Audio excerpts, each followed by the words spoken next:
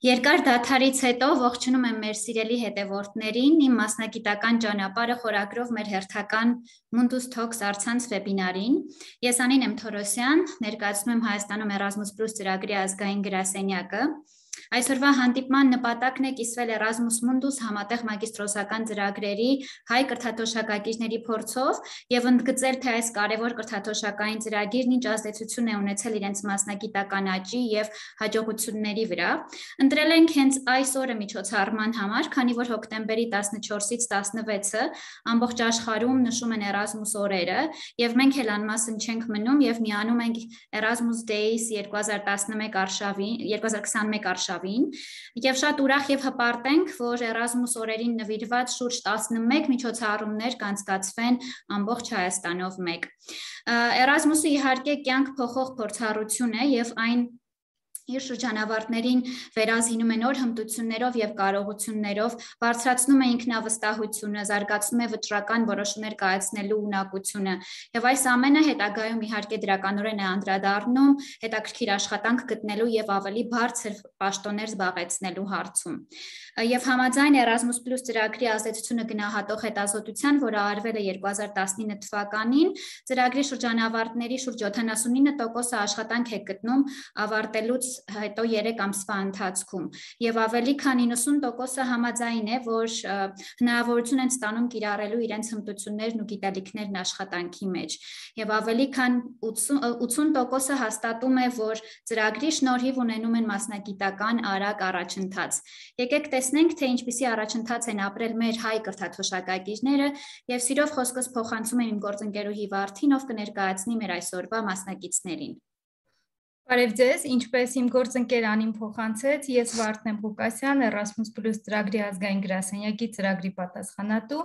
Այսօր մենք ունենք 3 կրթաթոշակակիր շրջանավարտներ, ովքեր մեր հետ կկիսվեն իրենց հարուստ փորձով։ Առաջինը մեզ հետ իր փորձով կկիսվի Սաթենիկ Խաչատրյանը, ում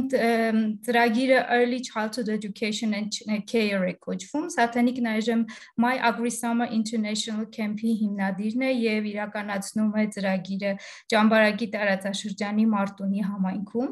Մեզ հետ կկիսվի իր փորձով Դավիթ Պիպոյանը, ով ավարտել է Տուշայի համալսարանը Վիտերբոյում։ Դավիթ Պիպոյանը այժմ Հայաստանի Հանրապետության Գիտությունների ազգային ակադեմիայի էկոկենտրոնի սննդի շղթայի ռիսկերի գնահատման կենտրոնի ղեկավարն է։ Դավիթի ծրագիրը այնքանով է հետաքրքիր, որ այն այսպես ասած նախկին սերնդի Ալրակիս 2 ծրագիրն է եւ 2015 թվականից, ինչպես գիտեք, արդեն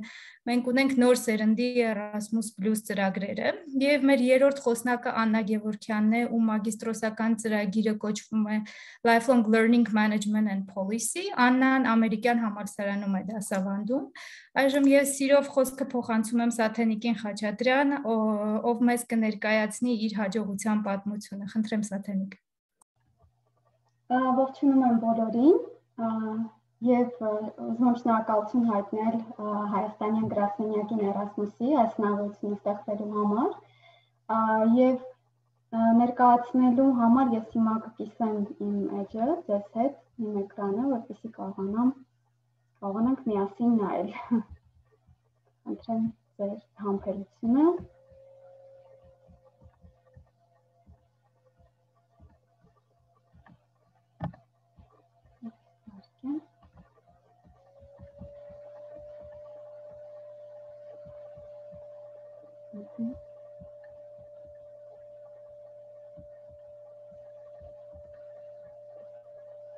Կարծում եմ երևում է։ Շատ լավ։ Ուրեմն ես ապրում եմ Ճամբարակի Մարտունի գյուղում, այստեղ եմ ծնվել եւ մեծացել։ Եվ իրականում դեռևս դպրոցում սովորելու տարիներից ես շատ մեծ երազանք ունեի իմ կրթությունը շարունակել արտերկրում։ Դա շատ տարիներ առաջ էր, այդ ժամանակ դեռևս ինտերնետ չկար նույնիսկ, եւ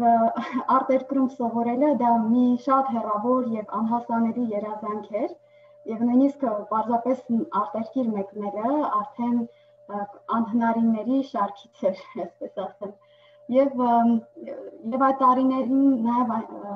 կար մասնագետների լուրջ խնդիր, մասնավորապես օտար լեզվի, եւ քանի որ ես սովորում էի գյուղական փոքր դպրոցում մեր դպրոցը նույնպես ուներ ցավոք այդ խնդիրը եւ իմ լեզվի ես սովորել եմ անգլերեն ընդհատումներով եւ իրականում դպրոցը ավարտել եմ միայն իմանալով այբուբենը։ Չնայած ես շատ մեծ հավատ ունեի, որ անգլերենը այն լեզուն է, որ բացելու է, հարթելու է իմ ճանապարհը դեպի իմ երազանքների իրականացում, եւ ես որոշեցի հենց ընտրել այդ ուղղությունը եւ սովորեցի Հումանիտար քոլեջում, այնուհետև Բրյուսելում եւ մասնագիտացա հենց լեզվի մեջ եւ իրականում իմ այդ հավատը եւ նաեւ հավատը կրթության նկատմամբ ինձ հնարավորություն տվեց, որ ես այս փոքր գյուղից հասնեմ աշխարհի մի քանի լավագույն համալսարաններ եւ իմ ուսումը այնտեղ ստանամ։ Նշեմ, որ ես անընդհատ փնտրում էի տարբեր ծրագրեր, մասնավորապես կրթաթոշակող ծրագրեր եւ երևի Հայաստանում չկար այդպիսի ծրագիր, որի մասին ես չիմանայի։ Եվ այդպես դառել է այդ ծրագրերի մասնագետ։ Իրականում այդ ժամանակ, երբ որ ես ավելի այսպես նպատակադրված փնտրտուքների մեջ էի, ավելի կենտրոնացած էի ԱՄՆ-ում ուսման մեջ եւ այնուհետեւ հանդիպեցի Erasmus-ի այս ծրագրին, որով որ ես գնացի սովորելու եւ իրականում իմ թղթերը պետք է սովորական փոստով ուղարկեի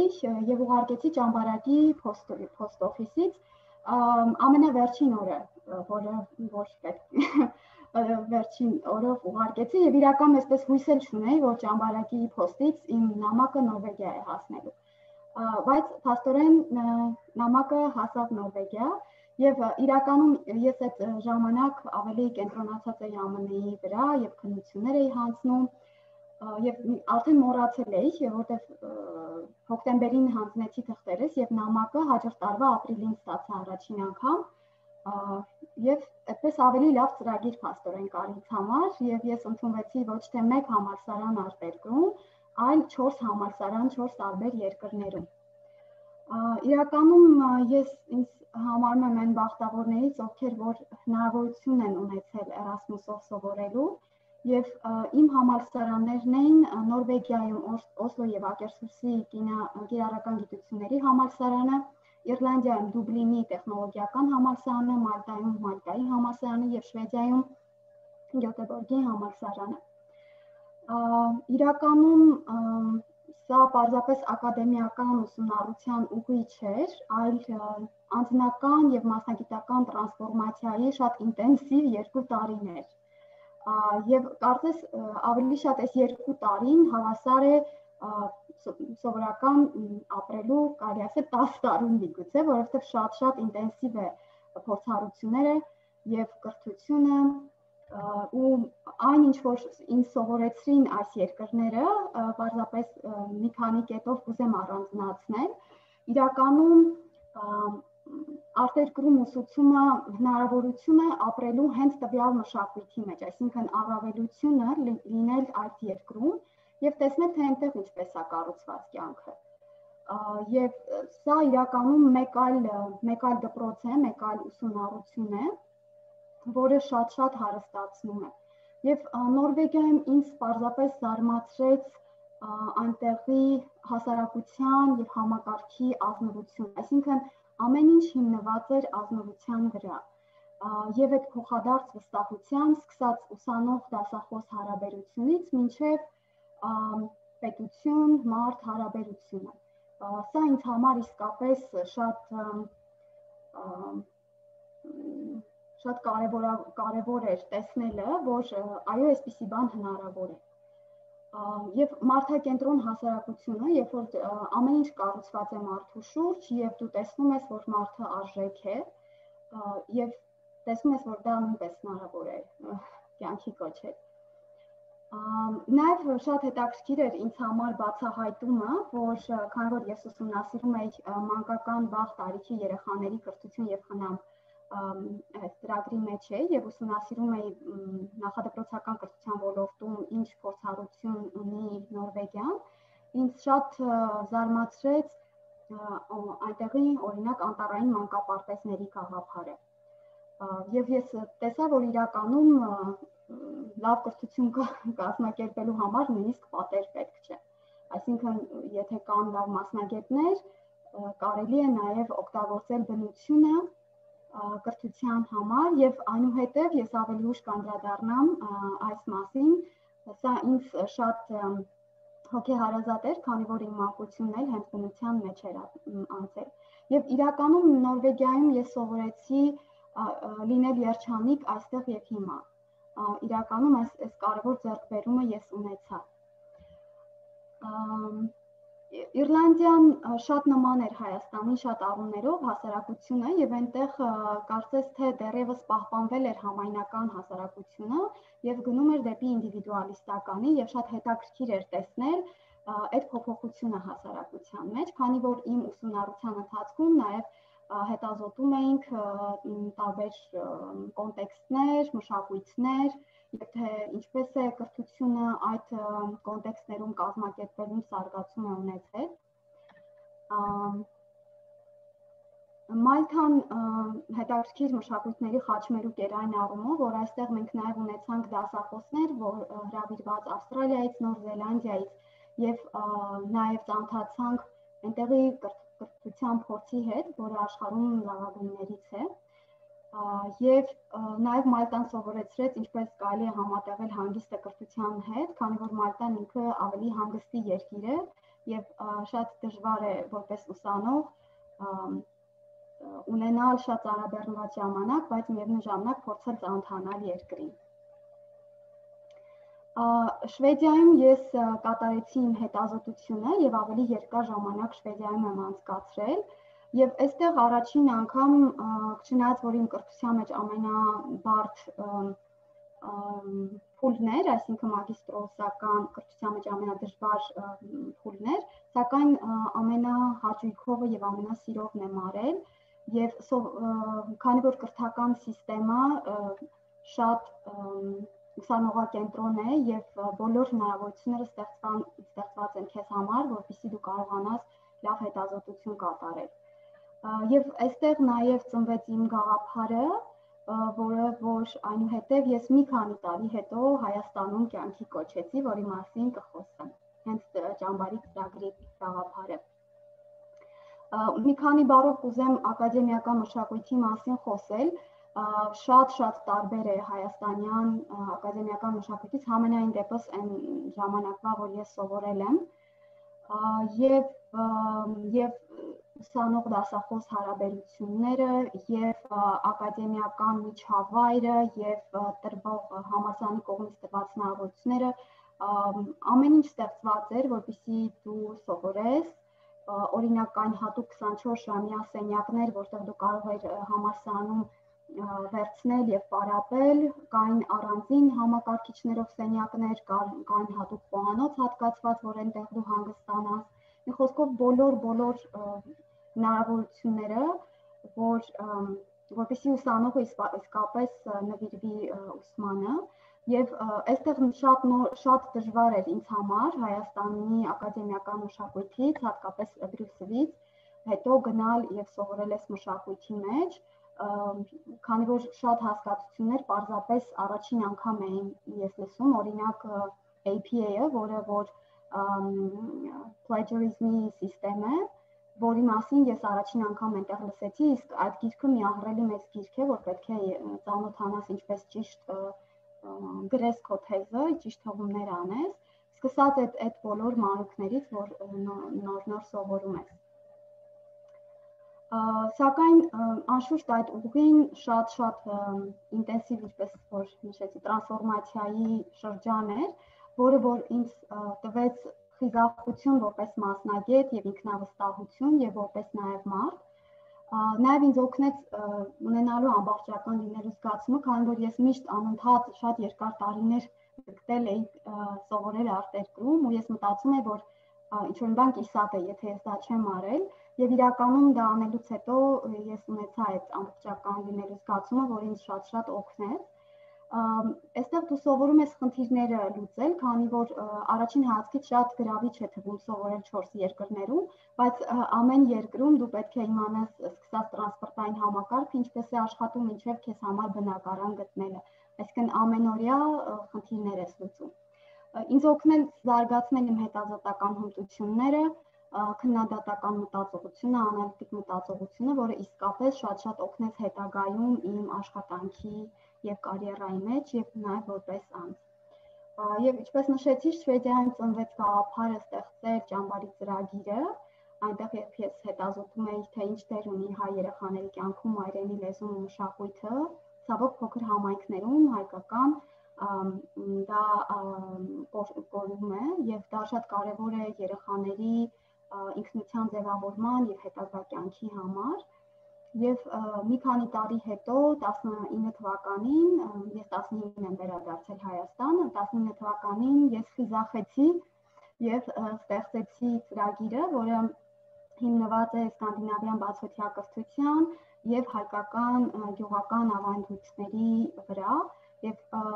դրսում ապրելով ես էլ ավելի վերագնահատեցի ու վերարժևորեցի Հայաստանն ու իմ գյուղը եւ տեսա, որ սա հրաշալի միջավայր է երեխաների համար ծրագիր ստեղծելու ու արդեն 3-րդ տարին է ծրագիրը գործում է եւ այս տարի նույնիսկ մեր ճամբարը ընդգրկվեց աշխարհի լավագույն ճամբարների ցանկում եւ մենք ունենում ենք երեխաներ աշխարհի տարբեր երկրներից, Ավստրալիա, նույնիսկ Թայլանդից ենք ունեցել այնտեղի հայ համայնքից, այսինքն աշխարհագրությունը շատ լայն է եւ իրականում նպատակը նա է, որ աշխարհի բոլոր երեխաների համար այն բաց է եւ մենք նաեւ ընդգրկում ենք անպայման մեր գյուղի համայնքի երեխաներին, ովքեր ծրագրին մասնակցում են անվճար, իսկ ծրագիրն ինքը համայնքի զարգացման եւ երեխաների բարեկեցության ուղղված ծրագիր է։ Եվ այս պահին ես ուզում մի քանի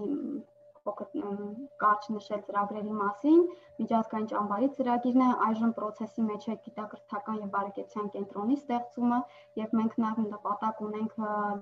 մեծացնել ծրագրերը ոչ միայն երեխաների, այլ նաեւ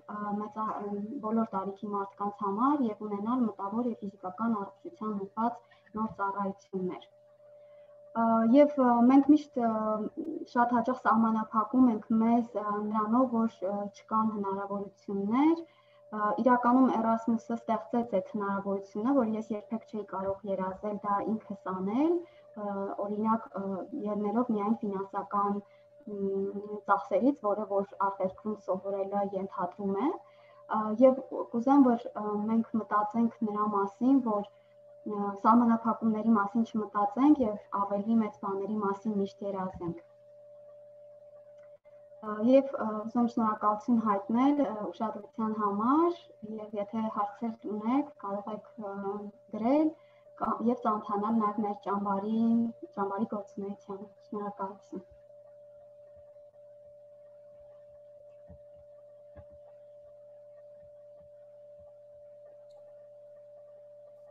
Շնորհակալություն Սաթենիկ ջան, քո հետաքրքիր փորձառությամբ կիսվելու համար, շատ ոգևորվեցինք, ուրախ ենք, որ միջազգային մրցանակի է արժանացել ամառային դպրոցը եւ հուսով ենք, որ տարեցտարի երեխաների թիվը կավելանա, ովքեր կոգեշնչվեն ճամբարով եւ նաեւ մաքուր օդով առողջ կզգան իրենց եւ ավելի երջանիկ։ Հիշեցնում եմ, որ ձեր հարցերը կարող եք թողնել մեկնաբանություններում, մենք հանդիպման ավարտին կանրադառնանք յուրաքանչյուր մեկնաբանության, արդեն մի քանիսը արդեն հայտնվել են, իսկ հիմա խոսքը սիրով փոխանցում եմ Դավիթին։ Շնորհակալություն շատ եւ միջոցառման կազմակերպման համար եւ այս խոսքի հնարավորության, ճիշտ ասած ալթից պետք է օգտվեմ եւ շնորհակալություն հայտնեմ Սաթենիկին, որովհետեւ շատ սրտին մոտ խոսքեր էր ասում, որը իսկապես շատ հոգեհարազատ էր, մասնավորապես ես ինձ բռնացրի այն մտքի վրա, երբ Սաթենիկն ասաց, որ Erasmus-ը սովորացրեց լինել երջանիկ։ Երևի թե այդ ամբողջ բոլոր հմտությունները իրար հետ ձեռք բերած, բոլոր գիտելիքները իրար հետ ձեռք բերած, չեն կարող համակվել այն կարևոր հմտության հետ, որը որ երջանիկ լինելու զգացողությունն է, եւ մի փոքր տենց տարօրինակ բան ասեմ, երբ այս վերջին ծանր տարիների ընթացքում ասում են, որ մենք երջանկությունը գնահատում ենք միայն այն ժամանակ, երբ կորցնում ենք, ինձ մոտ այդպես չի եղել, եւ Erasmus-ի տարիներին ամեն օր ես իսկապես շատ երջանիկ եմ եղել բոլոր իմաստներով, եւ բուհից, եւ հետբուհական կյանքից, եւ լավ կրթաթոշակից, որովհետեւ Erasmus-ն իսկապես այնքան թոշակ էր տալիս, որ հաստատ շատ նորմալ է իրզվում, եւ իսկապես շատ երջանիկ տարիներ ենք ունեցել Erasmus-ի ընթացքում եւ միշտ փորձել եմ Erasmus-ի օրերի ընթացքում կիսվել այդ հետաքրքիր փորձառությունով, որպեսզի ավելի շատ մարդիկ կարողանան օգտվել եւ այդ հմտությունը ստանան, որովհետեւ ցավոք սրտի մեր ազգին ճիշտ ասած մի փոքր բնորոշ չէ երջանիկ լինելու զգացողությունը։ Հիմա ճիշտ ասած կուզեի ավելի երևում է սլայդերը։ Դավիթ ջան, երևում է մի փոքր մեծացրու, որ ամբողջական էկրանին երևա։ Նորմալ է հիմա։ Ահա, շատ լավ։ Շատ լավ, շնորհակալություն։ Ես ճիշտ ասած ներկայացնեմ Ալարակի ծրագրի իմ փորձը, ինչպես դառնալ սննդամթերքի անվտանգության, մասնավորապես սննդագիտության ոլորտի PhD եւ ավարտել դոկտորական դպրոց, որովհետեւ մինչ այդ գիտեք բոլոր փոխանակման ծրագրերը, որը ոչ Erasmus Mundus-ը հնարավորություններ ընձեռում, նրանք կարճաժամկետ ծրագրեր էին եւ առաջին անգամ երկարաժամկետ ծրագիր էր հայտարարվել Ալարակիսի շրջանակում, երբ մարդը կարող էր հանձնել նաեւ ընդունելության քննություն, ընդունվել տվյալ երկրի դոկտորանտուրայի դպրոց եւ այնուհետեւ պաշտպանել իր ատենախոսությունը։ Շատ հետաքրքիր էր այս առումով եւ գիտեք Իտալիան շատ գեղեցիկ երկիր է, մասնավորապես սննդի արտադրության, սննդի արդյունաբերության առումով Իտալիայի ցանկացած շրջան իսկապես մի իդեալական հնարավորություն է ընձեռում այդ ամենը սովորելու, բայց քանի որ արդեն իսկ ասպիրանտուրայի տարիներին փոխանակման ծրագրով մեկնել է Իտալիա, կարծում եմ որ ավելի ճիշտ կլինի, որ դիմեմ Գոթինգենի համալսարան եւ այլ երկրի փորձ սովորեմ, այլ երկրում կրթություն ստանալու հնարավորություն, բայց դե ասում են ճակատագրից չես փախչի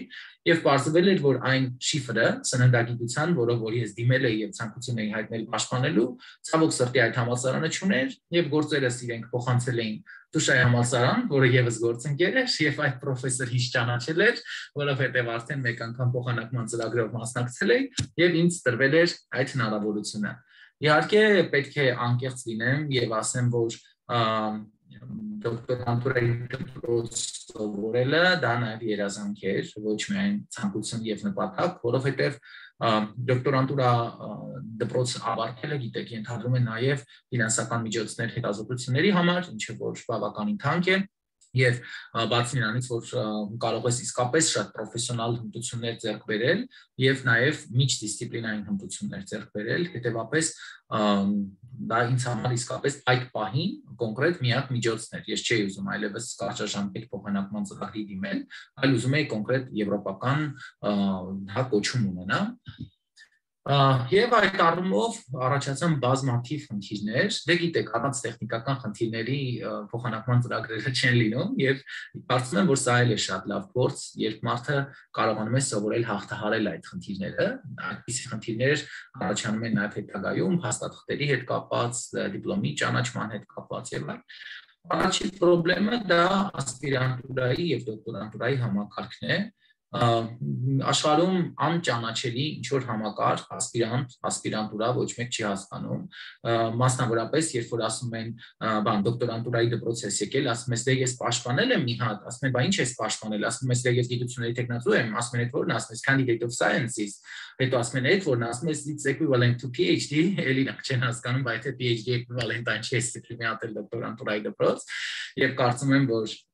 այս նաեւ այսօրվա պրեզենտացիան իսկապես շատ կարևոր է նաև ոչ միայն նոր ուսանողների համար, այլ նաև որոշումների կայացնողների համար, որի վերջո Հայաստանը ամեն կերպ փորձում է հետ մնալ ամբողջ աշխարհի ճանաչված համակարգերից, ես ինքս այս թեմայով բազմաթիվ քննարկումների եմ մասնակցում, երբ հակափաստարկներից մեկը, որ Եվրոպան արել է եւ փոշմանել է, թե ինչի՞ց եք ենթադրել, որ Եվրոպան փոշմանել է, որ երաստիճան կրթական համակարգի անցել, ոչ մեկ չի փոշմանել, դոկտորանտուրայի դպրոցը շատ լավ գործում է, շատ լավ հնարավորություն է տալիս յուրաքանչյուր տարի,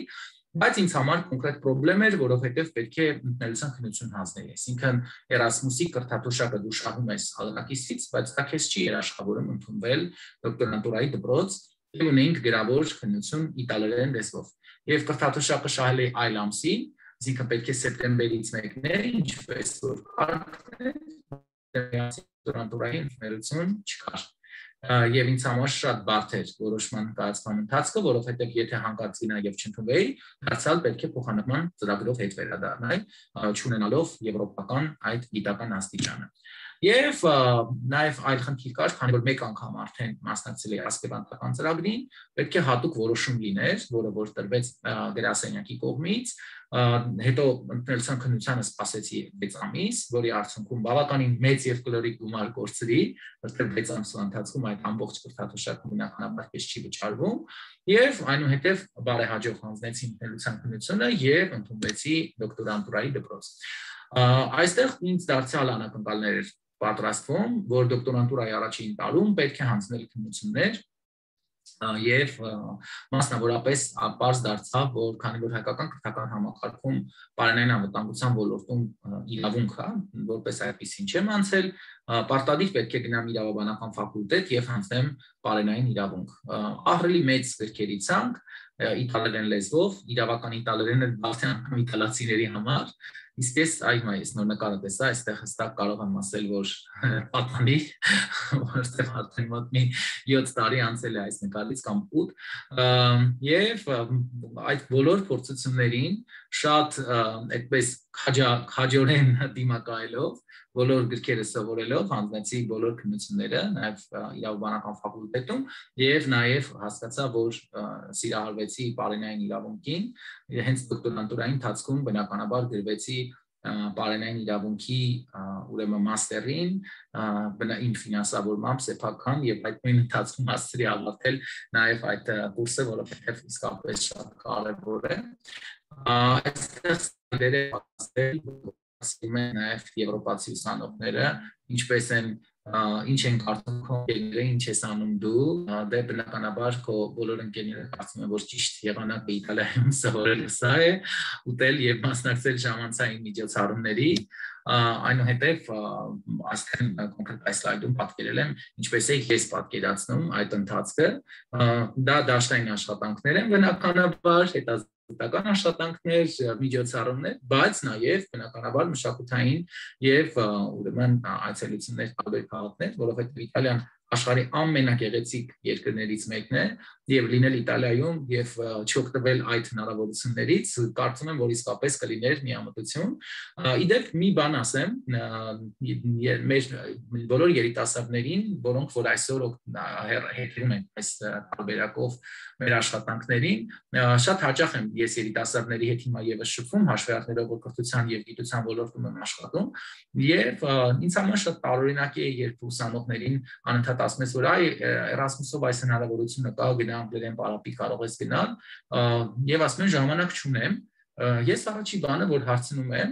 քանի ժամ ես քնում, ինձ համար մարդու ժամանակ չունենալու առաջին ինդիկատորը դա է, թե ինքը օրինակ քանի ժամ է քնում, եւ բնականաբար նրանք ինձ համար ֆանտաստիկայի ժանրից ժամեր են նշում, ասենք 9 ժամ, 10 ժամ, որը այդ տարիքում երբ ես բնականաբար PhD անում, դա ինձ համար անիրատեսական էր, որովհետև սովորաբար քնում էի 4 ժամ կամ 5 ժամ, որտեղ Իտալիայում կյանքը շատ շուտ է սկսվում, լաբորատորիան եւս շատ շուտ էր բացվում, դասերը եւս սկսում էին շատ շուտ, եւ ես գիշերային ժամերին, բացի նրանից, որ իմ գործեր ունեի անելու, նաեւ իտալերեն էի պարապում, որպեսզի իտալերենի հմտությունները ստանա, եւ մասնակցում էի Էրասմուսի միջոցառումներին, փարթիներին, այդ սոցիալական միջոցառումներին, դա անգլերենով եւ տարբեր խմբակների, եւ երբեք ժամանակս չէր հերիքում, անընդհատ վազքի մեջ էի, անընդհատ, այսպես վազում էի մասնաշենքից այն մասնաշենք, եւ երբեք չեմ կարողացել հասկանալ երբ կա նմանատիպ հնարավորություն եւ վայելել ընդհանրապես քունը, որովհետեւ կարծում եմ հետագա տարիներին այդ չքնածքների ժամերը կարելի է բառից բուն իմաստով լրացնել, սա եւս կարծում եմ երիտասարդներին շատ կարեւոր է իմանալ եւ հիմա կուզեի խոսել այն հնարավորություններից, որը որ դրեց Erasmus-ի շնորհիվ եւ հիմա հետագայում արդեն ցույց կտամ նաեւ աշխատանքս եւ աշխատանքի հետ կապը այդ ստեղծված հնարավորությունների Այդ ընթացքում աշխատանքների ընթացքում, քանի որ առողջական ռիսկերին էր վերաբերվում թեզիս թեման, դոկտորանտուրայի դպրոցում սովորում էի ուրեմն հանքալեռնային շրջաններում արտադրված սննդամթերքի առողջական ռիսկերներ եւ շատ հետաքրքիր նախաբանումներ, քանի որ գիտեք կամայական երկիր ֆինանսավորումը ապահովում է, որ այդ երկրում իրականացնես հետազոտությունները Եվ այդ ժամանակ ես աշխատում էի եւ էկոկենտրոնի տնօրեն այդ ժամանակ հիմնադիր տնօրենը լուսահոգի եւ պայծառահիշատակ պրոֆեսոր Սաղաթելյանն էր, ասացի, որ ինձ նմանատիպ հնարավորություն է ընձեռված եւ ինքը ասաց, որ Գիտես, եթե որոշել ես, որ հետ գաս, եթե հետ ես գալու Հայաստանի Հանրապետություն, արի նամակ գրենք, որ Հայաստանը եւս դառնա այդ հետազոտությունների մաս, այսինքն հետազոտությունների վայր, եւ ես խոսք եմ երաշխավորում եմ եւ քեզ կարող եմ տալ երաշխավորագիր նամակ, որ եթե Հայաստանին եւս ներառեն այդ հետազոտական ծրագրում, ամբողջ լաբորատոր աշխատանքների գումարը ես կփոխանցեմ եւ էկոկենտրոնում բոլոր այդ հետազոտությունները, որտեղ շատ թանկարժեք են այդ ծանր մետաղների քիմիական վտանգների հետազոտությունները Եվ նամակ ուղարկեցինք դարձյալ ծրագրին եւ բնականաբար ծրագիրը տվեց իր համաձայնությունը եւ այդ ընթացքում ծանոթացանք Իտալիայի առողջապահության ազգային ինստիտուտի մասնավորապես Ֆրանչեսկո Կուբադայի հետ ով զբաղվում է հենց Իտալիայում նմանատիպ աշխատանքներով ինչպես նաեւ մեծ սարքավորումների կենտրոնը Այնուհետև Ժան Մոնե ծրագրի ֆինանսավորմամբ ինձ հնարավորություն ընձեռվեց մեկնել Եվրոպական հանձնաժողով, մասնավորապես սննդի անվտանգության եւ սպառողների շահերի պաշտպանության ուրեմն գրասենյակ եւ իմ կողքին, եթե տեսնում եք պրոֆեսոր Մարիա Պիարա Ջունիերին է եւ ինչն է իսկապես շատ հետաքրքիր, շատ սակավաթիվ էր այն ուսանողների թիվը, որոնք կարող էին Ժան Մոնեով ստանալ գրանտ եւ կար պայման որ պետք էր հավաքել շատ բարձր բալեր եւ իտալացիները բողոքեցին, որ առաջի փուլը պետք է լինի իտալերեն, այսինքն մասնագիտականը պետք է հանձնենք իտալերեն, որից հետո նոր լինի անգլերեն, որպեսզի մասնագիտականը իտալերենով չհանձնեն եւ առաջի փուլում դուրս մնան այն մարդիկ, որոնց այսպես իտալացիների բառը ասեմ ֆիշկան անգլերենն է, որտեղ իրենք ոչ միշտ է որ լավ անգլերեն են իմանում եւ կարծում եմ որ այդ ճարպկությունը հենց հիմնականում նրա համար էր, որ ինձ առաջի этаպից դուրս թողեն, որովհետեւ անընդհատ նշում էին, դե որ ինքը անգլերեն լավ գիտի, ինքը մեզ կհաղթի եւ ցավոք դրություն իտալացիների իտալերեն փուլի ժամանակ ես հավաքեցի առավելագույն բալերը եւ այդ հնարավորությունը տրվեց ինձ եւ այդ համալսարանը ես էի ներկայացնում դա իսկապես եվրոպական որոշումների ընդունողների հետ շփվելու, ծանոթանալու Հոյակապ հնարավորություններ է տալիս, շատ լենդերներ է բացում եւ դու սովորում ես նաեւ ինչպես պետք է շփվել այդ մարդկանց հետ, որից հետո արդեն բնականաբար, ինչպես եւ խոստացել էի պրոֆեսոր Սաղաթելյանին, հետ վերադարձա Հայաստան եւ հետ վերադառնալուց հետո մինչ այժմ էկոկենտրոնի սննդի շղթայի ռիսկերի գնահատման կենտրոնն եմ ղեկավարում եւ Բնականաբար ստացածս գիտելիքներն ամեն օր օգտագործում եմ աշխատանքի մեջ, այդքանով ես ինձ համարում եմ շատ երջանիկ, որ ծրագրի ընթացքում ձեռք բերված գիտելիքները լիարժեք օգտագործվում է իմ գործընկերներիս կողմից Հայաստանի Հանրապետության, որտեղ կան մարդիկ, որոնք որ իսկապես մեկնում են արտերկիր, շատ լավ կրթություն են ստանում, հետո գալիս են հետ այլ լավ վճարվող աշխատանքների են գնում եւ այդ գիտելիքները այդքան էլ իրենց պետք չի գալի գուցե հմտությունը, փորձառությունը, լեզվի իմացությունը, բայց ոչ գիտելիքը Իմ պալատայում կոնկրետ ամբողջ մասնագիտական գրականությունը, որ Իտալիայից վերել եմ մեր տանը չէ, գտնվում է կենտրոնում հատուկ պահարան ունեմ, բոլորը օգտվում են այդ թվում երիտասարդները, նոր աշխատակիցները, բայց դրանով չի սահմանափակվում մեր գործառույթը եւ բնականաբար հետ վերադառնալուց հետո կարծանքություն ներգրավել Erasmus-ի աշխատանքներում։ Սա եւս շատ կարեւոր էր եւ ինչպես Erasmus-ը օգտագործել, քանի որ մենք ունենք նաեւ Գիտությունների ազգային ակադեմիայում ԳԿՄԿ-ն, հա, գիտակրթական միջազգային կենտրոնը եւ եթե չգիտեն ուսանողները ներկայացնեմ գիտակրթական միջազգային կենտրոնի առանձնահատկությունը կանում է նրանում, որ գիտական ամբիոնները գտնվում են գիտական կենտրոններում եւ էկոկենտրոնում գտնվում է ԳԿՄԿ-ի բնապահպանության եւ բնօգտագործման ամբիոնը եւ միայն ունենք կրթության երկրորդ եւ երրորդ աստիճան, այսինքն փոխանակման ծրագրերի համար մեզ մոտ կարող են օգտվել միայն մեր մագիստրատուրայի ուսանողները եւ ասպիրանտները։ Հետևաբար գաղափար առաջացավ, որ ինչու՞ չէ սկսենք համագործակցություն Կուշայի համալսարանի հետ եւ մագիստրոսական եւ ասպիրանտական փոխանակման ծրագրեր իրականացնենք եւ այդ ժամանակ երբ գաղափարը ծնվեց դեռ լիարժեք չէի վերադարձել Հայաստան, այսինքն արդեն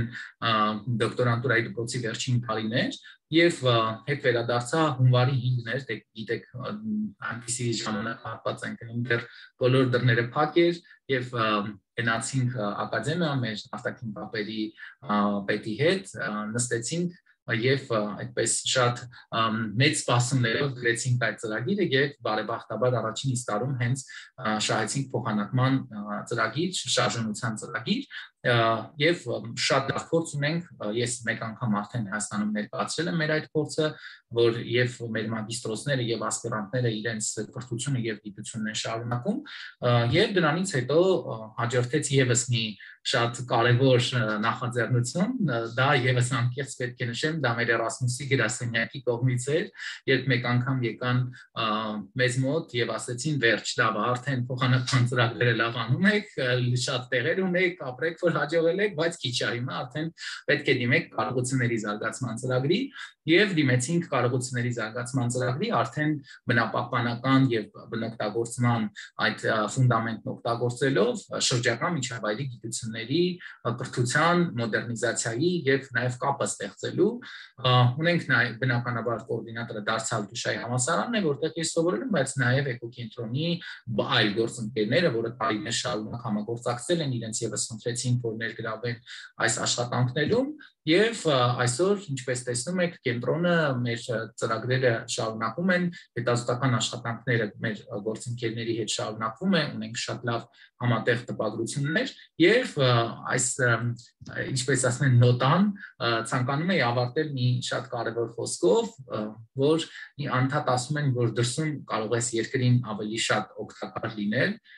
ես միշտ հակադարձում եմ, որ դա ինքնամխիթարում է կամ ինքնաարդարացում է, որովհետև դու ինչքան էլ դրսում լինես, չես կարող երկրիդ օգնել այնքան, ինչքան որ կարող ես օգնել, երբ դու հետ ես վերադառնում եւ օգտագործում ես այդ կապերը։ Ինձ անմիջապես դոկտորանտուրան ավարտելուց հետո, քանի որ գերազանցությամբ էի ավարտել, ավտոմատ առաջարկվեց բնականաբար 5 տարով իրականացնել հետազոտական աշխատանք, պոստդոկ, պայմանագիր,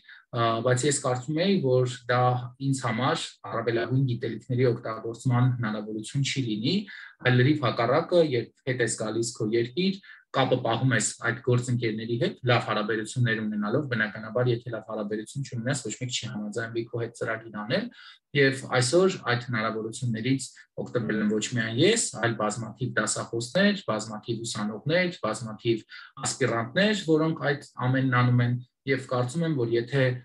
դու մեկ անգամ հնարավորություն ես ունեցել այդ ամենը վայելելու, իսկ ես հավատացեք լիարժեք այդ տարիները վայելել եմ եւ համարում եմ, որ կյանքի լավագույն տարիներն են եղել, ինչքան շատ մարդ փորձի օգտվել, ինչքան ավելի շատ մարդ դառնա այդ մշակույթի գրողը, մեր երկիրը շատ ավելի շանս կունենա զարգացման։ Շնորհակալություն։ Շնորհակալություն Դավիթ, շատ հետաքրքիր եւ չափազանց մոտիվացնող ելույթի համար։ Ինչպես Դավիթը նշեց իր խոսքում, բացի Erasmus Mundus կրեդիտային շարժունության ծրագրերը, Erasmus+ ծրագրի շրջանակում իրականացվում են նաեւ բուհերի կարողությունների զարգացմանը միտված ծրագրեր, այդ ծրագրերից մեկը հենց իրականացվում է Դավիթի աջակցությամբ եւ ծրագրերից մեկն էլ, որը կոչվում է Armdoc, ուղղված է երրորդ աստիճանի բարեփոխումներին, որպեսզի հնարավորինս արագ Հայաստանը եւս կարողանա խուսափել այս ասպիրանտուրա, դոկտորանտուրա այդ խնդրից եւ մեր ուսանողները եւս եվրոպական համալսարաններում արդեն այս խնդրին չբախվեն։ Շնորհակալություն շատ եւ հիմա խոսքը սիրով փոխանցեմ Աննային։ Շնորհակալություն։ Շարունակելով երջանկության մեխանիկայի գաղափարը, նախքան հիմա փորձեմ էկրանը կիսելու մի քիչ ավելի մանրամասն պատմել, ինձ որ միշտ հարցնում են թե հետ գալուց հետո դու ինչ ես ամենաշատը կարոտում քո ուսման տարիներից, ես միշտ ասում եմ ես ինքս ինձ եմ կարոտում, որովհետև այն կերպարը, այն ամբողջ զգացմունքները, որոնք որ ես ինքս ունեցել եմ իմ անձի հետ կապված, ու այն փոփոխությունները, որոնք որ տեղի են ունեցել ինձ հետ, տեղի են ունեցել երևի թե լավագույնս ամենաինտենսիվ ձևով այդ 2 տարիների ընթացքում, ու ես միշտ ասում եմ, որ ես կարոտում եմ ինքս ինձ։ Իսկ հիմա ես մի քանի բան եմ առանձնացրել, որոնց մասին որ միգուցե կուզեի խոսել, հիմա ես էլ փորձեմ իմ էկրանը կիսել։ Ես իրականում ունեմ 5 գաղափար, որոնք որ դուրս եմ բերել իմ փորձառության հետ կապված, եւ ունեմ 5 այլ գաղափար, որոնց մասին որ կուզեմ խոսել վերադառնալու հետ, արդեն վերադառնալուց հետո տեղի ունեցող իրադարձությունների հետ մեկտեղ։ Նշվեց սկզբում եւս մեկ անգամ ասեմ, որ իմ ծրագիրը մագիստրոսական ծրագիր էր համատեղ ցկյանս ուսումնառության քաղաքականության ոլորտում 2015-ից 17 թվականներն եմ ես սովորել ես ինքը ծրագիրը ներառում էր 4 համալսարան ես անձամբ ընտրել եմ 2 համալսարաններ 1.5 տարին ես անց եմ կացրել Լոնդոնի համալսարանական քոլեջում Institute of Education-ը համարվում է լավագույն համալսարաններից մեկը կրթության ոլորտում եւ կես տարին անց եմ կացրել Իսպանիայում Դեուստո համալսարանում Բիլբաո քաղաքում Ես այս ամբողջ պրեզենտացիայի մտքում կենտրոնում դրել եմ փոփոխության միտքը, որովհետև այն ամբողջը ինչ որ տեղի է ունեցել մեզ բոլորի հետ, Սաթենիկն էլ Դավիթն էլ խոսեցին դրա մասին, այդ երևի թե այն փոփոխությունն է, այն փոփոխությունները, որոնց որ մենք ենթարկվել ենք, եւ ես երևի թե կուզեմ դրանցից մի քանիսը մատնանշել, շատ հնարավոր է որ դուք գնալուց ունենաք ինչ-որ շատ կոնկրետ գաղափար նրա մասին, թե ես ուզում եմ գնամ այստեղ, անեմ սա, վերադառնամ կամ չվերադառնամ, հետագա այսպիսի կյանք ունենամ, եւ շատ հնարավոր է ոչ թե շատ հնարավոր է, այլ հավանաբար այդպես էլ լինելու է, որ այդ մի գաղափարը որ դուք ունեք, ենթարկվելու է շատ մեծ փոփոխությունների եւ միգուցե չի գնալու այն ձեր ուրվագծած կամ լավագույնս պատկերացրած ձևով, ու միգուցե հենց դրականն ու լավն էլ դա է լինելու։ Ես միշտ երբ որ վերադառնում եմ իմ ուսման տարիներին, բերում եմ այսպիսի օրինակներ, օրինակ այս համաշխարհային տնտեսական ֆորումի կանխատեսումն է 2025 թվականների top 10 հմտությունների մասին, թե որոնք են մեր համար կարևոր լինելու ապագայում ու երբ որ ես նայում եմ այս հմտություններին ես հպարտությամբ նշում եմ որ այն միջավայրը որտեղ որ ես եղել եմ երևի թե լավագույնս նպաստել է իմ այս հմտությունների զարգացմանը ու սա շարունակական process է սա սկիզբ ու վերջ չունի բայց մի կարևոր ֆունդամենտ է դրվել որի վրա որ ես հետո կարողացել եմ շարունակել ու բազմապատկել այն ամբողջը որը որ ստացել եմ ես միշտ երբ որ խոսում եմ իմ համալսարանական կյանքի մասին ես խոսում եմ նյութական եւ ոչ նյութական բաների մասին որովհետեւ իմ գործընկեր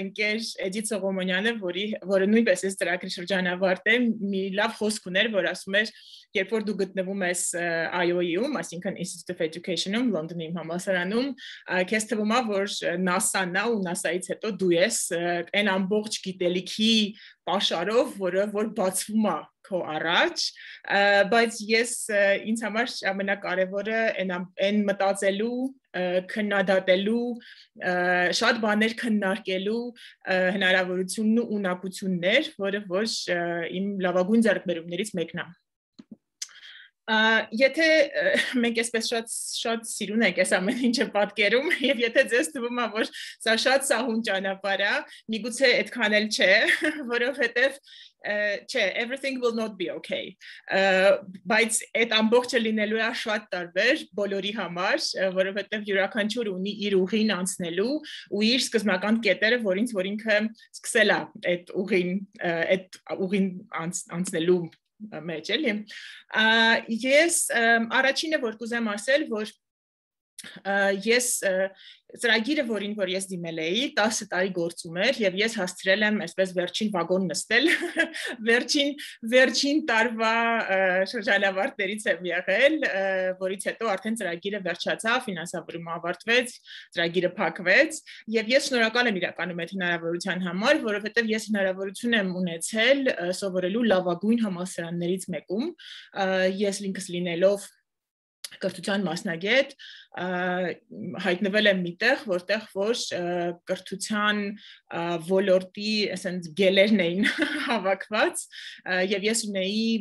access ամենաթարմ հետազոտություններին գիտելիքներին մարդկանց շոշափելու եւ տեսնելու ում գրքերը որ դու կարդացել ես կամ ում հոդվածները որ դու տեսել եւ քննարկել ես սա լավագույն փորձերից էր որը որ ես ունեի որպես հենց այդ ոլորտի մասնագետ ես գնացել եմ որպես բավականին հասուն ուսանող այսինքն ես բավականին ստաբիլ կայացած կյանք ունեի նախքան գնալը եւ երևի թե կոտրում էին բոլոր ստերեոտիպները որոնք որ կան ջահել հավես ուսանողական կերպարների մասին բայց ես իմ ծրագիրը յուրահատուկ էր նրանով որ IO-ում հիմնականում մագիստրոսական ծրագրեր էին եւ միջին տարիքը ուսանողների 30+ էր եւ ես լավագույն իմ շատ կոմֆորտ իրավիճակ էր ինձ համար գտնվելու այնտեղ որտեղ որ ես գտնվում էի որովհետեւ գաղափարը հենց այն էր որ գային մարդիկ սովորելու ովքեր որ ունեն արդեն փորձ եւ կկարողանան ձեռք բերել հավելյալ տեսակետեր իրենց ուսման ընթացքում մի կարևոր բան, որը որ տալիս է դրսում գտնվելը եւ սովորելը, դա այն է, որ մենք սովորում ենք նայել նույն իրավիճակներին տարբեր տեսակետներից։ Ես օրինակ ինձ մոտ այնքան շատ կարծրատիպեր են ջարդվել հենց կրթության ոլորտի որոշ հարցերի շուրջ, որոնց մասին որ ես երբեք չեմ մտածել կամ ընդհանրապես տեղյակ չեմ եղել խոսում էինք շատ բաների մասին որոնք որ ինձ համար մինչև այդ էլի բատենց պետք է լինի չէ ու այդ ամբողջներ որը որ գալիս ես դու մի կետի որ քեզ ասում են չէ կան շատ այլ տեսակետներ եւ դու նայում ես ընդամենը մի կողմով այդ ամեն ինչին իսկ քո գտնվելը թե ակադեմիական միջավայրում թե արտասահմանյան երկրում տալիս է այդ ամբողջ հնարավորությունը նայելու բազմակողմանի սա եւս մեկ լավագույն ձեռքբերում է որը որ ես ինձ հետ բերել եմ փորձում եմ ամեն դեպքում երրորդը ես սովորել եմ կարդալ եւ ես սովորել եմ գրել եւ խոսքը գնում է ակադեմիական ոճի գրելու եւ կարդալու մասին սա նույնպես շարունակական process է բայց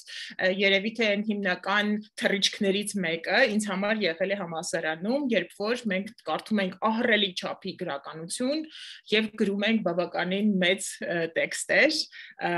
ու ասել որ սա շատ հեշտ process է եղել ընդհանրապես չէ որովհետեւ ես հիշում եմ իմ առաջի երևի թե մի ամիսը ես նայում էի ինչ որ հոդվածներ կամ տեքստեր ու ես ասում էի ես ինչ ասում ես ինչի մասին է սա ես ընդհանրապես չէի հասկանում այն լեզուն հա որ 20 տարի անգլերենով դասավանդելուց հետո ես չէի հասկանում այն դիսկուրսն ու լեզուն որով որ այդ ամեն ինչը մատուցվում էր անցնում է սովորում ենք հաստատ այդ փոփոխությանը ենթարկվում ենք եւ ձեռք ենք բերում շատ ավելի լայն ակադեմիական մտածողություններ եւ հմտություններ լինելով բազմամշակույթ իրավիճակներում իսկ Լոնդոնը մոլորակի մինի տարբերակ էր ինձ համար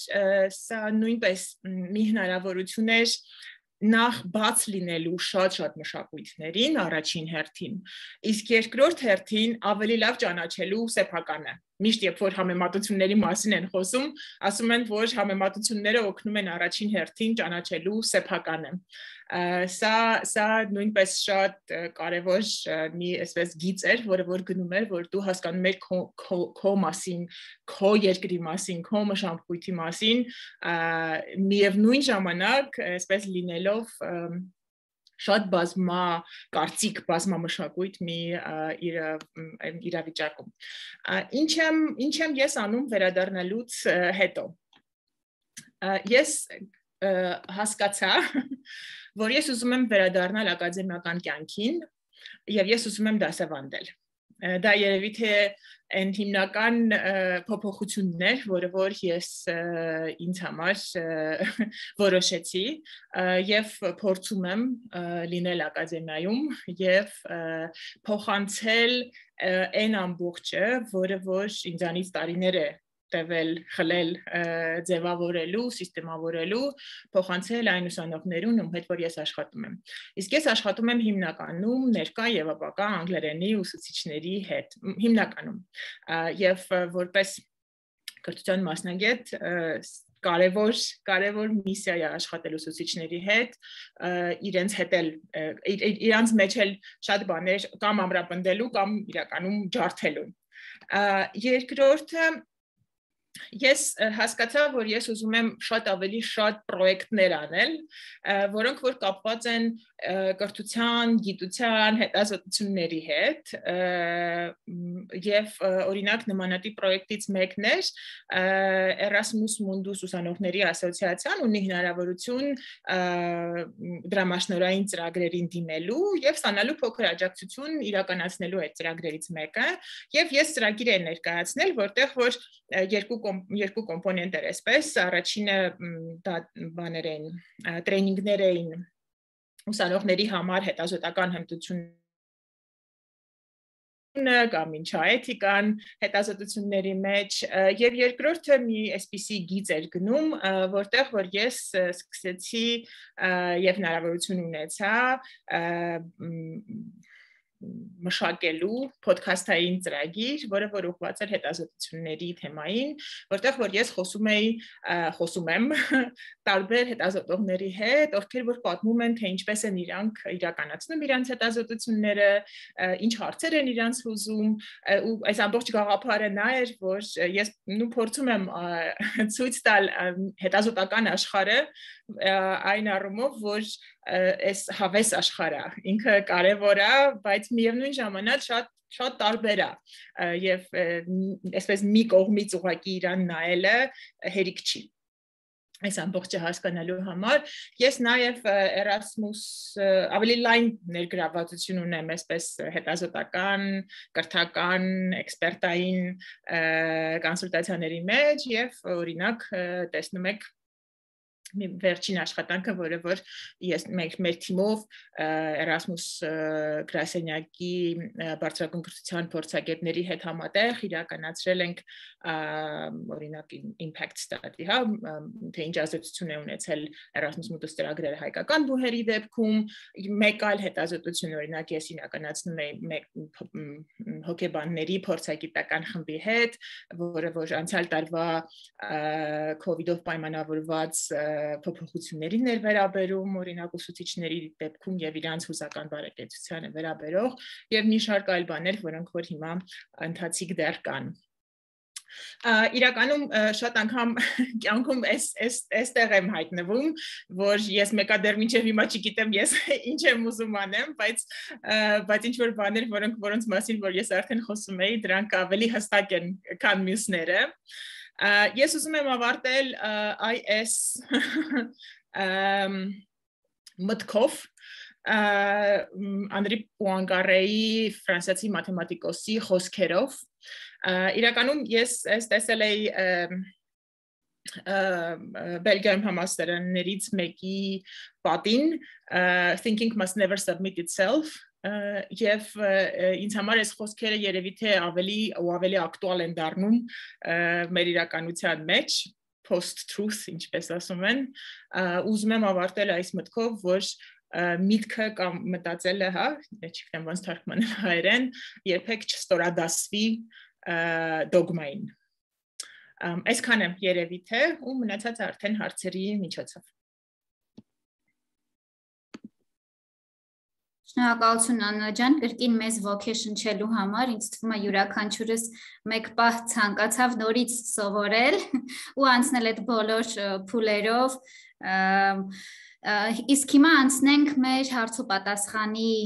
հատվածին։ Տեսնենք ինչպիսի հարցեր են մեր չաթում հայտնվել։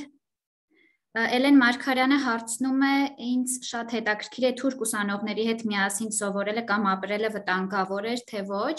եւ կխնդրեմ, որ յուրաքանչյուրդ կիսվի իր փորձառությամբ։ Ես ճիշտ ասած այս հարցին երբ որ պատասխանում եմ, տարբեր միջավայրերում բոլորը հարցակում են իմ վրա, բայց վերջի մեկը պետք է վերցնի այդ դեպքի վրա, ես կփորձեմ այդ դեպքը վերցնել, բնականաբար ես ինքս գնացել էի ինչպես Հայաստանի Հանրապետությունում մեծացած այն ժամանակ դա բառից բուն իմաստով 18 տարեկան պատանի բոլոր վախերով, ինչը որ շատ բնորոշ է բոլորիս չեմ թաքցնի բայց երկու տարբեր բան կա թուրք եւ ադրբեջանցի եւ իրենք իրենց պահվածքով կատեգորիկ տարբեր են բացարձակ տարբեր մարդիկ են ինչքան էլ որ ադրբեջանցիները շեշտում են որ մենք մեկ ազգ ենք երկու պետություն չկա այդպիսի բան որովհետեւ թուրքերի շփումը հայերի հետ եւ ադրբեջանցիների էականորեն տարբերվում է իրարից Եվ պետք է ասեմ, որ մենք սկզբում գնում ենք, բոլորս ուզում ենք շփվել ավելի շատ եվրոպացիների հետ, որ լեզուն բացվի եւ այլ, բայց երկար տարիներ ապրելով ես հասկացա, որ լեզվի առումով ամեն դեպքում երբ շփումները, ինչ որ շատ կարճ ժամանակ հետո միևնույն է post-սովետական երկրների երեխեք միշտ հավաքվում են իրար հետ ու սկսում են ռուսերեն խոսել, ինչքան է որ սկզբում ցույց են տալի, որ ոչ մենք ռուսերեն չգիտենք եւ այլ, միևնույն է անեկդոտները, մուլտֆիլմերը եւ այլ այդ ամեն ինչը ռուսերեն է Իսկ ինչ վերաբերվում է թուրքերին, նորից եմ շեշտում, մշակութային առումով, որպես ազգ, ցավոք սրտի, բայց մենք այդ երկար տարիներ, ապրելով կողք կողքի, տարբեր իրավիճակներում ունենք եւ խոհանոցի ընդհանրություններ, եւ երկերի ընդհանրություններ, եւ մշակույթի ընդհանրություններ, եւ բնականաբար կարճ ժամանակ հետո ապրելով արտերկրում այդ մոդ մշակույթն իրանին ասում է Եվ հայ-թուրքական շփումները դառնում են շատ հնարավոր, ավելին ասեմ, չեմ թաքցնելու, որևէ մեկից թաքցնելու կարիք չունեմ, միշտ փորձել եմ բոլոր հայ ուսանողներին օգնել, եւ նոր եկողներին եւ այլ, բայց կյանքը դասավորվել է այնպես, որ եւ առողջական խնդիրներ եմ ունեցել եւ օգնության կարիք եմ ունեցել, միշտ առաջինը իրենց օգնությունը առաջարկել են թուրքերը եւ թող լսեն նաեւ հայ այն ուսանողները, որոնք որ գիտեն եւ ականատես են եղել եւ ոչ միայն վտանգավոր չէր, այլ շատ դեպքեր են եղել, երբ ոտքս վնասել էի եւ տղաներն էին գնում առևտուրս անում եւ ինձ համար ճաշ էին բերում, աղջիկներն էին գալիս տանը օգնում եւ այդ անջրպետը հայ-թուրքական քանդվում է բավականին արագ։ Նույնը չեմ կարող ասել հայ-ադրբեջանական հարաբերությունների մասին, ավելին ասեմ Ես երբ հետ եմ գալիս եւ Erasmus-ի հանձնաժողովի անդամ եմ, բոլոր հարցերս միշտ նվիրված է թե ինչպես դες պետք է պահեք ադրբեջանցիների հետ, եւ ադրբեջանցիները գալիս են քաղաքականացված, քաղաքական դասերով, շատ պատրաստված, հստակ պրեզենտացիաներով, միշտ իրենց գալիս են նաեւ այդ ակտիվ մասնակցում են այդ աշխատանքներին, հայկական նաեւ Ցավոք սրտի հայ երիտասարդները գնում են գիտելիքների լուրջ պակասով, հայ-ադրբեջանական կոնֆլիկտի վերաբերյալ գիտելիքների շատ լուրջ պակասով եւ անպատրաստ, ավելին ասեմ, էլի չեմ թաքցնելու ոչինչ, երբ հանձնաժողովում նստում եմ եւ քանի տարի արդեն երբ ուսանողը ասում եմ ես բան եմ, սիմուլյացիա եմ անում, որ պատկերացրեք նմանատիպ իրավիճակ, ադրբեջանցիները եկել են այս հարցադրումով, դուք ինչ կասեք Դե ես կոնֆլիկտային անձնավորություն չեմ, դա պատասխան չի, ես կոնֆլիկտային անձնավորություն չեմ։ Դու ընդհանրապես ունես գիտելիքների լուրջ պակաս եւ չունես որևէ պատասխան տալու, այնպես որ այս հարթակը եւս հերթական անգամ օգտագործելով ցավոք, իհարկե այն ժամանակվա մեր խոսելու նյութը հիմա ցավոք սրտիական տարբերվում է իրարից, բայց ամեն դեպքում բոլորին խորհուրդ եմ տալիս, երբ գնում եք արտերկիր հաշվի առեք, որ լինելու են ադրբեջանցիներ եւ խնդրում եմ գոնե մի երկու գիրք, գոնե երկու կամ մեկ ֆիլմ նայեք նոր գնացեք։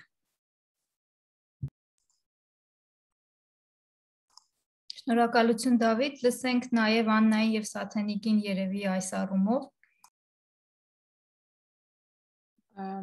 Ես ասեմ, որ մեր խմբում իրականում հենց Erasmus-ի մեր խմբում չեն եղել թե Ադրբեջանից, թե ասենք Թուրքիայից մասնակիցներ, մեր համալսարանում կային, եւ դա ոչ մի ձևով իրականում չէր սահմանափակում մեր ընդհանուր քննարկումները կամ շփումները։ Դավիթը ասեց, մենք մեր տարիները այլ իրականության մեջ էին իրականում ու հիմա մենք այլ իրականության հետ գործ ունենք։ Համաձայն եմ այն մտքի հետ, որ արգումենտներ կառուցելու հետ կապված մենք խնդիրներ ունենք ու այդ լավ արգումենտ կառուցելու հետ հմտությամբ զինված կարիք կար գնալու։ Ես ասեմ օրինակ, որ ես Լոնդոնում ապրում եմ մի Լոնդոնը զոնաներով բաժանված, ես ապրում եմ երրորդ զոնայում հյուսիսում, որտեղ որ ամենաշատը Afro-Caribbean եւ թուրք համայնք էր ներկայացված, եւ ինչպես տեսնում եք, ինձ հետ ոչինչ չի եղել, ես ողջ վերադարձել եմ։ Բացի դրանից ես գնում եմ սպորտակում, որտեղ որ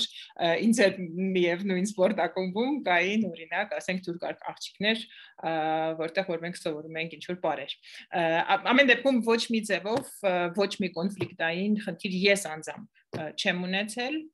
ակադեմիական համայնքում դա շատ ավելի առողջ միջավայր էր, բայց դրանից ավել երևի թե իմ փորձը այսքանով է սահմանափակվում։ Շնորհակալություն Աննա։ Մեր խմբում մենք ունեինք ուսանող Թուրքիայից, շատ լավ աղջիկ էր, ասին։ Մենք 13 մասնակից ենք 12 երկրներից եւ առաջին անգամ չէր ինձ համար ունենալ մասնակցել մի ծրագրի, որտեղ մասնակցում են նաեւ Թուրքիայից մասնակիցներ եւ ես EBS ծրագրով էլի Եվրոխորհրդի ֆինանսավորմամբ կամավորել եմ, այնտեղ եղավ իմ առաջին հանդիպումը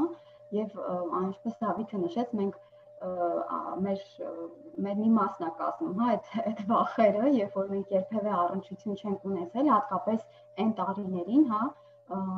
մոտ 10 եւ ավել տարի առաջ էր դա, իմ առաջին շփումը, սակայն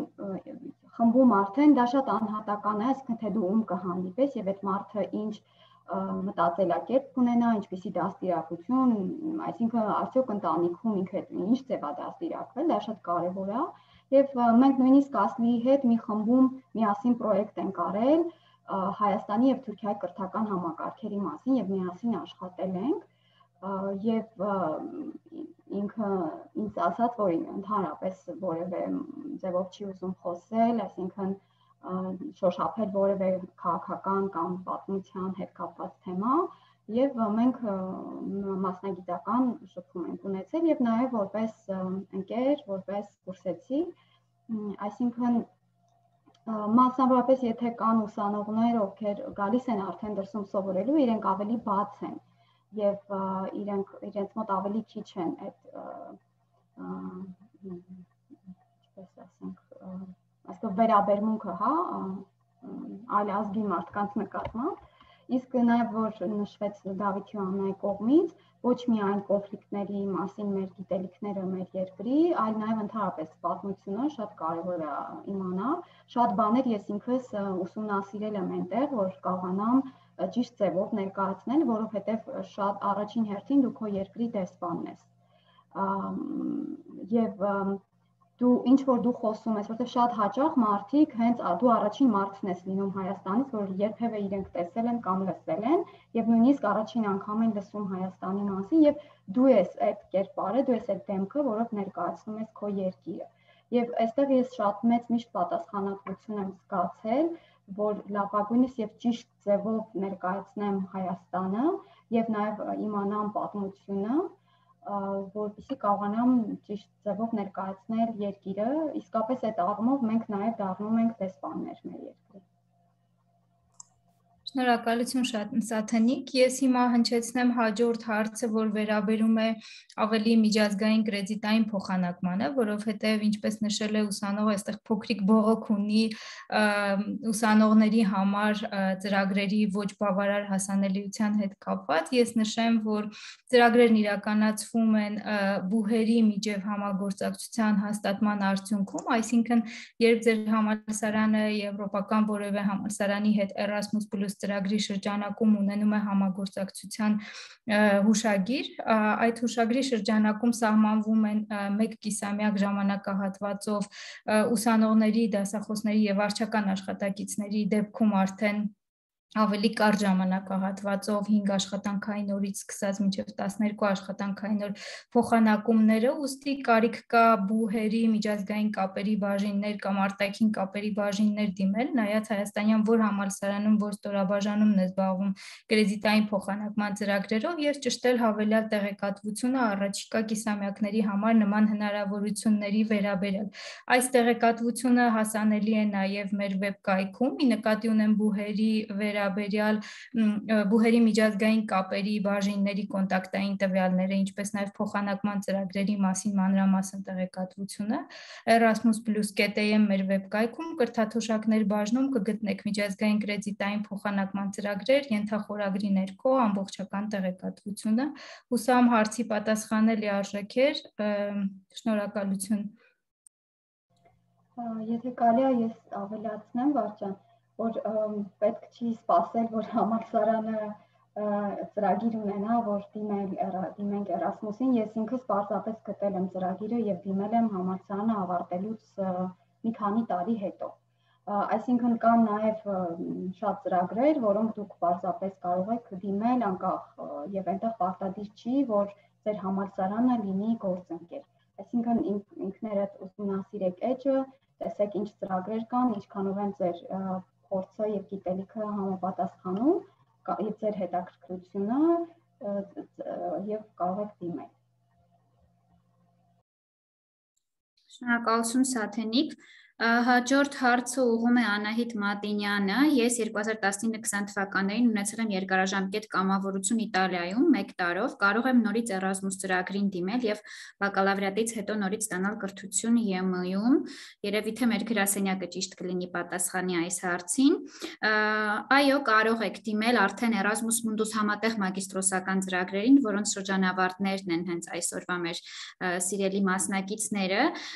եւ պետք է ուշադիր լինեք, որպեսզի 12 ամիսը գերազանցած չլինեք, քանի որ ձեր կրթաթոշակը կարող է կոպիտ ասած կիսվել, քանի որ նման պայման ունի ծրագիրը, եւ դուք դիտարկվում եք արդեն ոչ թե որպես Հայաստանի դիմորդ, որը գործընկեր երկիր է հանդիսանում, այլ ծրագրային երկրի դիմորդ, այն երկրի դիմորդ, որտեղ որ 1 տարուց ավել ապրել կամ սովորել եք, իսկ եթե այդ 12 ամսից ավել այդ սահմանափակումը ձեզ չի վերաբերում, ապա կարող եք հենց հիմա էլ ծանոթանալ Erasmus Mundus համատեղ մագիստրոսական ծրագրերի ցանկին, որոնք յուրաքանչյուր տարվա աշնանը առաջարկում են ամբողջական կրթաթոշակներ 1 կամ 2 տարով նվազագույնը 2 տարբեր եվրոպական համալսարաններում ուսում ստանալու եւ արդյունքում համատեղ կամ կրկնակի դիպլոմ ստանալու։ Հղումը կատալոգի մագիստրոսական ծրագրերի կդնենք մենք հիմա մեկնաբանություններում, պարզապես նշեմ, որ ցանկը դեռևս վերջնական չի թարմացվել, սպասում ենք նոր ծրագրերի ավելացմանը, բայց կան շատ ծրագրեր, որ արդեն իսկ ընդունում են հայտեր։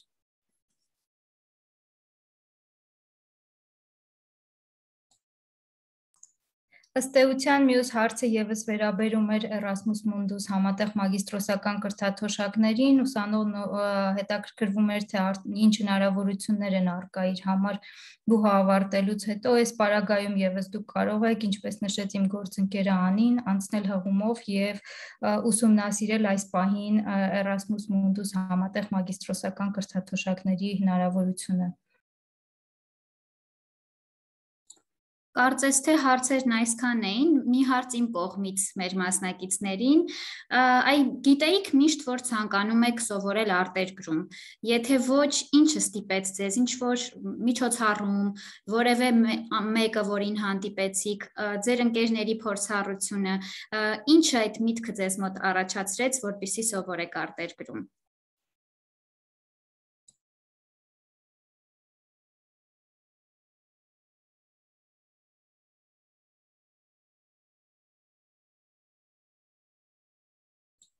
Ահա Դավիթ ջան։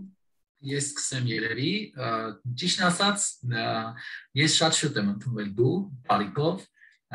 եւ երևի թե դժվար է 15 տարեկանում ես մտածեի որ պետքա գնամ արտերկիր սովորելու իրականում որտեղից առաջացավ արտերկրում սովորելու գաղափարը նախ անգլերեն չգիտեի որ գնայի արտերկիր սովորելու այլ է շատ կարևոր հանգամանք Եվ մեր տանը ճիշտ ասած շատ միշտ ընդունված է կառուցողական քննադատությունը, չեն սիրում տան երեխաներին գովել եւ միշտ հակառակը սիրում են այդպես թերություններ ասել։ Երևի արդեն 3-4 կուրսում էի սովորում, երբ ուսանողների այդ փոխանակման ծրագրերն էին եւ սովորաբար գիտեք, այդ ծրագրերին միշտ իմում են լավ անգլերեն իմացողները, որոնք հաճախ նաեւ կուրսի ամենալավ սովորողները չէին։ Եվ մի օր այդպես հերթական անգամ երբ որ մտածում Շատ էի դա սովորում ճիշտ ասած ուսանողական տարիներին եւ այդպես մամաս ասեց որ կարծում եմ որ ահավոր շատ ժամանակ ես ծախսում անպիտան առարկաներ սովորելու վրա ավելի լավ է գնաս անգլերեն սովորես ասեցի ինչի սա է ասեց դե այդքան ծրագրերի հնարավորություններ կա կգնաս արտասահման նորմալ մասնագետ կդառնաս եւ հետո մի օր մտա բու եւ ինձ կանչեց մեր իմ հիմա շատ սիրելի դասախոս մեր կերակ նման ամբերի դասախոսը Գիրգ Արամանյանը եւ ասեց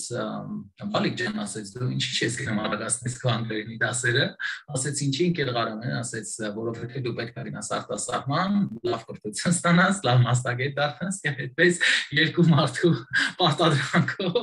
ստիմուլով ես այդպես սովորեցի անգլերեն եւ դիմեցի ծրագրին իդեպ մի բան էլ ասեմ որը կարծում եմ երիտասարդներին պետք կգա Երևի թե կհիշեք, որ Էրասմուսի արտաքին համագործակցության պատուհան մրցույթը երբ կար, առաջին մրցույթը, որով ես դիմել եմ, նաև անգլերենի բանավոր փուլ ուներ, որտեղ միավոր էր տրվում եւ անգլերենի իմացությունը 5 բալ էր տալիս, բանավոր հանձնաժողով էր հավաքվում, բացի վկայականից,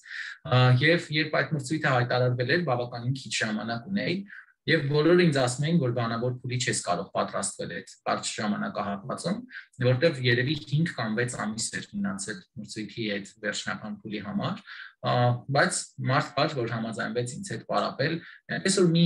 երբեք պլանկաներ սահմանեք, որ այսինչ ժամանակում հնարավոր է, այսինչ ժամանակում հնարավոր չի, իրականում ընդհանրապես ցանկություն է պետք, ցանկության դեպքում կարելի է շատ լավ աշխատել Եվ լեզվի չիմանալը դա բարիեր չի, հա, դա խոչընդոտ չի, դա ընդհանրապես ձեր ծուլությունն է, որովհետև եթե ուզում եք սովորել, հենց այսօր կարող եք սկսել։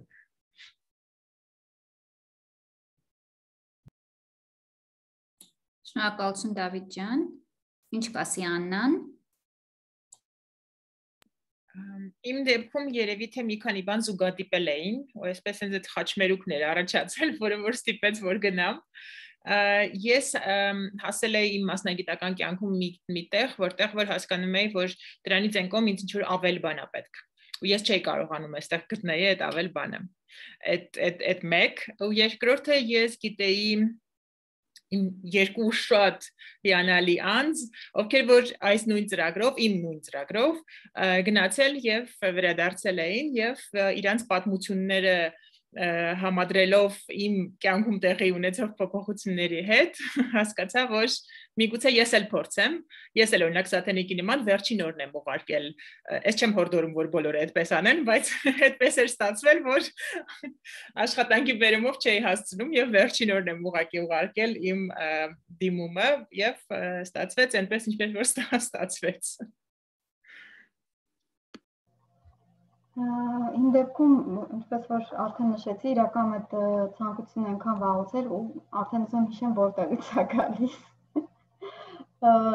Ու ես հիմա ուզում հիշեմ, որտեղ այդ ժամանակ այդքան շատ չէին այդ ամեն հնարավորությունները։ Երևի իմ բարեկամների, իմ մորաքրոջ եւ հորեղբոր երեխաների օրինակն է եղել ինձ համար ավելի շատ, որ իրենք գնացել են Եվ տեսնելով, որ այնտեղ շատ տարբեր է կյանքը, նաև ես շատ միշտ սիրել եմ ճամփորդել իրականում, կարծում եմ երևի առաջին հերթին դրանից է եկել, եւ նաև ինձ միշտ շատ հետաքրքիր էր կրթությունը այլ երկրներում, ու իրականում Էրասմուսը ինձ տվեց այդ հնարավորությունը, որ անելու երկու բան, որ ես շատ սիրում եմ, ճամփորդել եւ սովորել Եվ այնպես ստացվեց, որ ոչ թե մեկ համալսարան եղավ դրսում, այլ 4 համալսարան։ եւ դա իսկապես հրաշալի հնարավորություն էր։ Շնորհակալություն ենք հայտնում ձեզ շատ հետաքրքիր պատասխանների համար։ Հուսով եմ, որ այսօրվա մեր ունկնդիրները կհետևեն ձեր խորհուրդներին եւ կկատարեն իրենց կյանքի եւ մասնագիտական առաջընթացի համար այդ կարեւոր քայլը։ Ես նաեւ ուզում եմ հիշեցնել մեր ունկնդիրներին եւ նրանք, ովքեր որ հետագայում կցանկանան լսել ձայնագրությունը, այն հասանելի կլինի եւ մեր Facebook-յան էջում եւ մեր YouTube-յան ալիքում, շուտով տեղեկատվությունը այնտեղ եւս հասանելի կդառնա, դուք հնարավորություն կունենաք, եթե բաց եք թողել մեր այս շատ հետաքրքիր հանդիպումը, ունկնդրել այն ավելի ուշ։ Եվ ավարտից առաջ եւս մեկ խնդրանք մեր մասնակիցներին, խնդրում եմ յուրաքանչյուրը պարզապես 3 բառով նկարագրեք ձեր Էրասմուսյան փորձառությունը։ Ինչ որ առաջինը գալիս է մտքին։ Առաջինը 3 ուղղակի ժպտացին։